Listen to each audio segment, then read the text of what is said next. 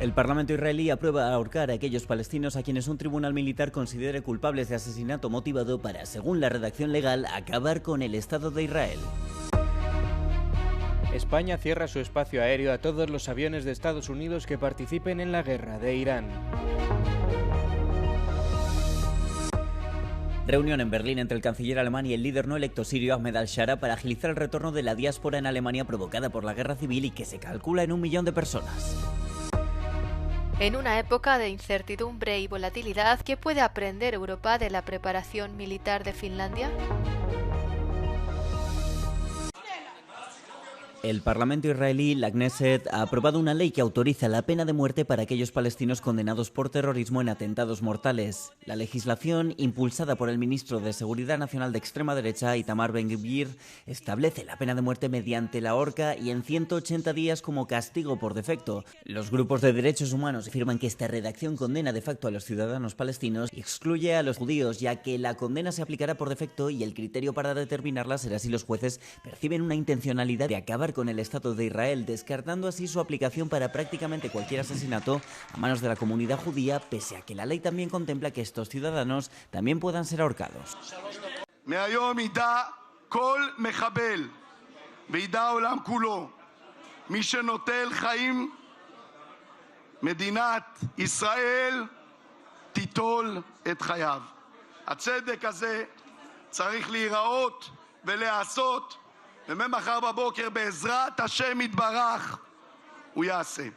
Minutos después de la aprobación del proyecto de ley, la Asociación de Derechos Civiles en Israel anunció que ya había presentado una petición ante el Tribunal Supremo para impugnarla, calificándola de discriminatoria por diseño. Los ministros de Asuntos Exteriores de Australia, Gran Bretaña, Francia, Alemania e Italia emitieron un comunicado el domingo instando a Israel a abandonar sus planes de aprobar la ley, calificándola de discriminatoria de facto y afirmando que la pena de muerte es inmoral y carece de efecto disuasorio.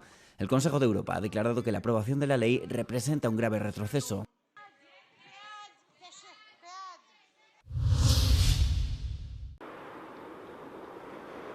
España ha prohibido a los aviones militares estadounidenses implicados en la guerra de Irán el uso de su espacio aéreo y sus bases militares.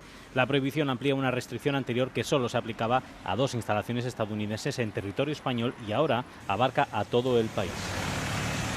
España no va a autorizar en ningún caso, ni lo ha hecho, ni lo hace, ni lo hará, la utilización de las bases de Rota y Morón para ir a una guerra contra la que estamos totalmente en contra, en la que no creemos, que nos parece profundamente ilegal y profundamente injusta. Las restricciones se han comunicado a las fuerzas estadounidenses desde el principio y no suponen un cambio repentino de política, según subrayó Margarita Robles. El ministro de Asuntos Exteriores, José Manuel Álvarez, añadió que Madrid bloquearía la entrada en el espacio aéreo español de cualquier vuelo estadounidense relacionado con el conflicto.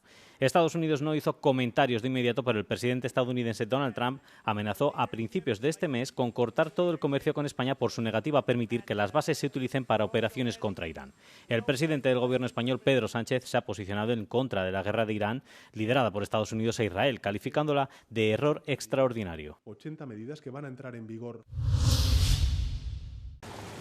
El presidente interino sirio, Ahmed al-Shara, fue recibido el pasado lunes por el gobierno alemán, empezando por su presidente, Frank-Walter Steinmeier, así como por el canciller Friedrich Merz y su ministro de Asuntos Exteriores, muy criticados por organizaciones de derechos humanos y la izquierda de Die Linke, al considerar que el líder islamista continúa vulnerando los derechos humanos de las minorías en Siria.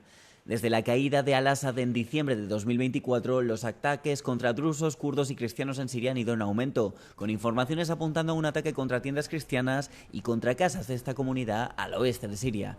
El portavoz del gobierno, Stefan Cornelius, rechazó el viernes las críticas a la visita. Es muy importante, declaró Cornelius ante los periodistas, intercambiar opiniones con los líderes de esta región. Tenemos intereses allí. La convivencia de los distintos grupos étnicos también será debatida, según este, pero el tema que centra el interés del gobierno es el retorno de la diáspora siria en Alemania. Se calcula que aún alcanza el 1 millón de personas pese al fin de la guerra civil tras la caída de los Al-Assad.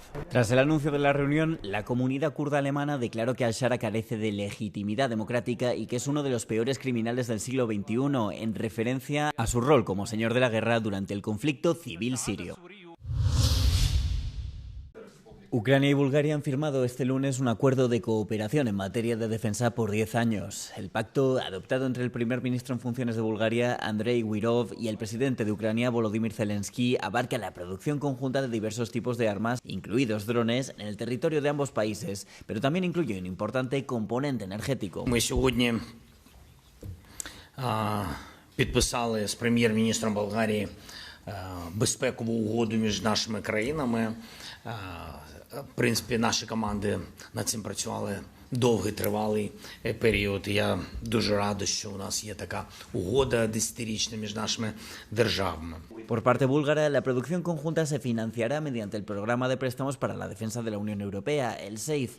Bulgaria también se ha sumado a la iniciativa PUR de la OTAN, a través de la cual los Estados miembros de la Alianza Atlántica adquieren armas estadounidenses para Ucrania. We also approved as a government a national contribution to the Pearl mechanism of NATO, and it's a solidarity in action. It's something that we believe will strengthen the security of Europe as a whole. El acuerdo, que se viene gestando desde 2024, estuvo bloqueado durante mucho tiempo en Bulgaria por el presidente Rumen Radev y el anterior gobierno en funciones. El actual primer ministro lo firmó en vísperas de las elecciones en Bulgaria previstas para el 19 de abril, en las que las encuestas dan como favoritos a Radev y a sus aliados prorrusos. Hasta la invasión a gran escala de Ucrania por parte de Rusia, la opinión generalizada en Finlandia era que no era necesario adherirse a la OTAN. Desde la Segunda Guerra Mundial, el país desarrolló y mantuvo el más alto nivel de protección defensiva mediante la vigilancia ciudadana y la disuasión, con un ejército bien financiado que cuenta con el servicio militar obligatorio de al menos un año para los jóvenes. Incluso durante la pacífica era postsoviética, Finlandia nunca bajó la guardia. En este momento de volatilidad desconocida, Europa espera aprender de la preparación finlandesa. Finnish border guards have to be prepared for any low-level incident, but also including a full-scale invasion. This is Finnish territory, but also NATO territory.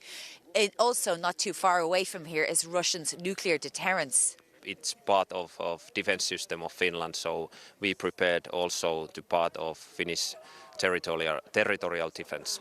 And what does that mean?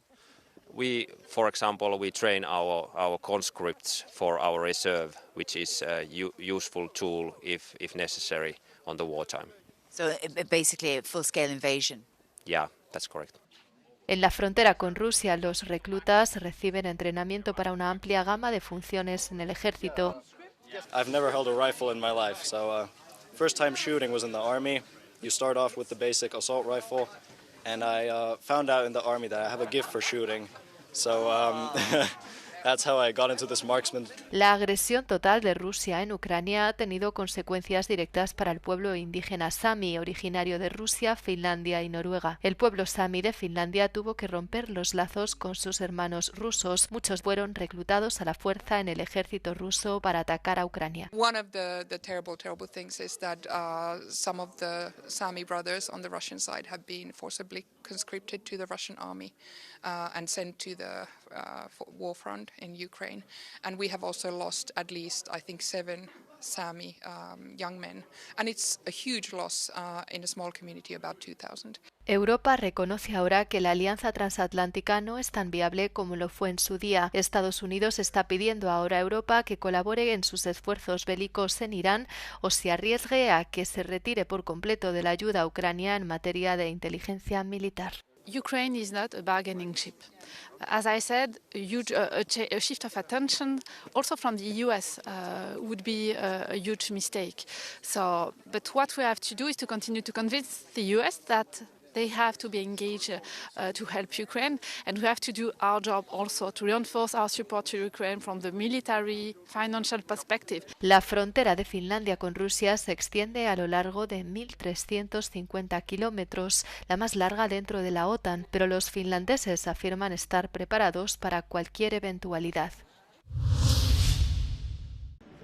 El sector pesquero de la UE se encuentra bajo presión por el impacto de las tensiones geopolíticas y por el aumento de los costes, advierte el comisario europeo de Pesca y Océanos, Costa Cádiz, entrevistado en el programa Europe Today.